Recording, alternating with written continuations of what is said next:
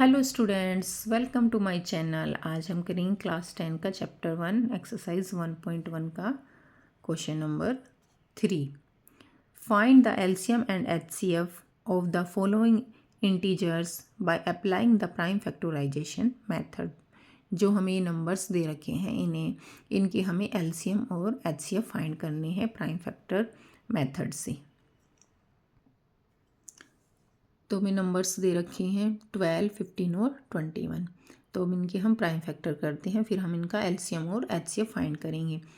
तो इसका हमने लिखा 12 के प्राइम फैक्टर कीजिए। यहाँ पर देखिए वंस पर क्या है, इवन डिजिट है, तो ये 2 से कट जाएगा। 2 6 जा 12, 2 3 जा 6 और 3 1 जा 3। ये 12 के प्राइम फैक्टर हो गए। अब 15 के प्राइम फैक्टर करने हैं। देखिए कैसे पता करेंगे कि 15 किससे कटेगा। लास्ट में जो हमारी वंस डिजिट है वो 5 है, तो 5 होती है, तो हमारा 5 से भी कट जाता है और ये 3 से भी कटेगा। 3 से कैसे कटेगा, 5 और 1 को हमने ऐड किया 6 जो है हमारा 3 से 3 2 जा 6 कट रहा है, तो ये नंबर भी कट जाएगा। और ये तो आपको छोटा नंबर है, सिंपली भी आपको पता होगा कि 3 की टेबल में और 5 की टेबल में आता है। तो 3 5 जा 15, 5 1 जा 5। अब तो 21 को देख लीजिए। 21 तो 3 की टेबल में आता है, डायरेक्टली ही हमें पता चल रहा है। तो 3 7 जा 21, 7 1 जा 7। तो इनके प्राइम फैक्टर्स हो गए हमारे 12 इक्वल टू 2 × 2 × 3। हमने यहाँ से ले लिए 2 × 2 × 3। ऐसे 15 के लिख लेंगे 3 × 5 और 21 के लिख लेंगे 3 × 7। अब हमें इनका निकालना है एलसीएम। अब आपको पता ही है कि एलसीएम कैसे निकालते हैं। पहले तो हम इसमें जो भी कॉमन होता है नंबर वो ले लेते हैं। तो इन तीनों में कॉमन सिर्फ मुझे 3 ही दिखाई दे रहा है। तो ये बचे ये 2 × 2 और ये कॉमन वाला हमने यहाँ पर लिख दिया ×3।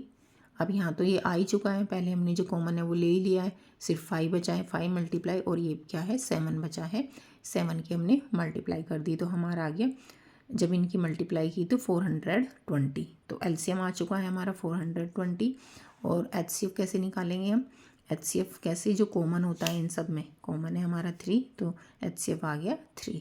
तो हमारा फाइंड हो चुका है एलसीएम और एचसीएफ। अब इसका हम सेकंड पार्ट देख लेते हैं। सेकंड में हमें क्या दे रखा है, 17, 23 और 29। अब देखिए जब हम 17 के फैक्टर करेंगे तो 17 जो है एक प्राइम नंबर है, सिर्फ ये 1 की टेबल में आता है और 17 की टेबल में आता है। अब जो 17, फिर इसके 17 के फैक्टर क्या हुए, 17 × 1। और 23 के भी क्या हुए, 23 भी किसी और टेबल में नहीं आता, 23 × 1। और 29 के भी फैक्टर्स हुए क्या, 29 × 1। तो इनके जो फैक्टर्स हैं यही हुए हैं। अब तो हमें क्या करना है, फिर हमें तो कॉमन फैक्टर लेने हैं एचसीएफ के लिए। एलसीएम और एचसीएफ फाइंड करना। अब कॉमन तो इसमें कुछ भी नहीं है, इसमें कॉमन सिर्फ 1 है, इसमें भी 1 है और इसमें तीनों में, तो एचसीएफ इनका आ गया 1। और एलसीएम कितना आया, 17 × 23 × 29। और क्या करते हैं हम, जो इनमें कॉमन होता है उसकी भी मल्टीप्लाई कर देते हैं। लेकिन जब 1 से मल्टीप्लाई करते हैं तो सेम ही नंबर आता है। आप ये लिख के नहीं भी दिखाओगे तो भी चल जाएगा। तो हमने जब इनकी मल्टीप्लाई करी तो हमारा ये नंबर आ गया। तो एलसीएम और एचसीएफ हमारा फाइंड हो चुका है। आई होप आपको ये समझ में आया होगा। अब हमारा थर्ड पार्ट है 8, 9 एंड 25। अब 8 के फैक्टर करेंगे पहले हम। 8 आता है 2 की टेबल में, 2 4 जा 8, 2 2 जा 4, 2 1 जा 2। तो ये हमारे 8 के फैक्टर हो गए 2 × 2 × 2। अब हम करेंगे 9 के फैक्टर। 3 3 जा 9, 3 1 जा 3। तो 9 के फैक्टर आ गए 3 × 3। 5 के किए 5 5 जा 25, 5 1 जा 5, 25 के आगे 5 × 5।